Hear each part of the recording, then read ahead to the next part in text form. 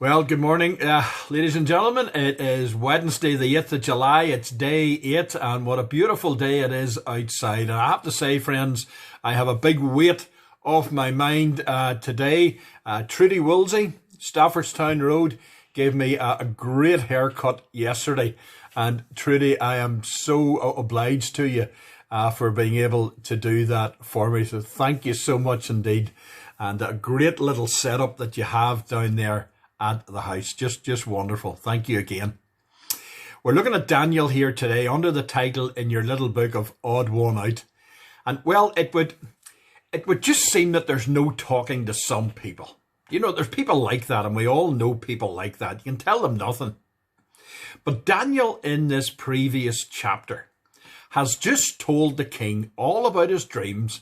And as I said, Nebuchadnezzar was amazed that somebody actually was able to read his mind and tell him what he actually dreamt about, never mind interpret it, but it didn't result in him being saved. And that's the crucial thing. Hence, his next stunt, which was this statue that he built, twice the size of two double-decker buses, one on top of each other, named after a false god called Nebu, which incidentally is where he gets his name, Nebuchadnezzar. Bizarre, or what? And you think, well, that all those things, Trevor, they all happened in the Old Testament. That's what they did in those days. Was it? What about North Korea? In North Korea, there are two 20-metre statues. Now, I make that to be about 66 feet of the Kim Jong-un family. I would imagine when the current guy passes on, they'll, you know, if we're all still here, that they'll make a big statue of him as well. And many people in that country, if not all of them, regard them as gods and would worship them. And the book of Ecclesiastes, it just strikes again every time, doesn't it? That there really isn't anything new under the sun. People don't change. And if any of you have ever worked in a sales-driven environment, you will know how egotistical salespeople can be. Now, Nebuchadnezzar was egotistical on overdrive. One guy in a place I worked in was known as Hans Christian Andersen because his stories to clients were basically made up. Another one was Mr. Leave It With Me, because that's all he ever did. He just tell people, leave it with me, but he never ever got back to them. Another was so full of himself, and it wasn't me, by the way, wasn't me, that he would have said of everybody else, you know, he says, working in here, it's so hard to soar like an eagle when you're surrounded by turkeys. Now, you've guessed it, he wasn't very popular. But here's the thing. Sometimes the people that we associate ourselves with, our friends, those who we have a cup of coffee with or have a chinwag with on the telephone, are the very people who can drag us down.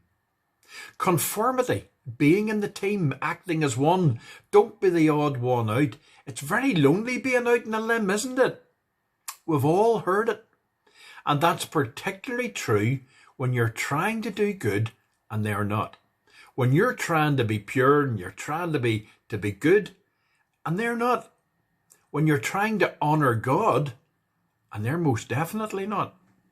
It can feel as though everybody's heading in the opposite direction to where you know you need to get to. But well, what will they all think of me? So you start to question yourself. Am I going crazy? Why is it so hard? Is there something wrong with me? Put yourself, friends, in the place of these three young men and the statue, Shadrach, Meshach, and Abednego. Or as I said the other day, shake the bed, make the bed, and away to bed we go, in case you can't remember their names. Wouldn't it have been just as easy to just bury yourself in the crowd, bow the knee, that's popular today as well, isn't it? And hope that God will just overlook it just this once, because you only have to bow to this statue the once. That's all you need to do. But you see, God hasn't called you and I to be like everybody else.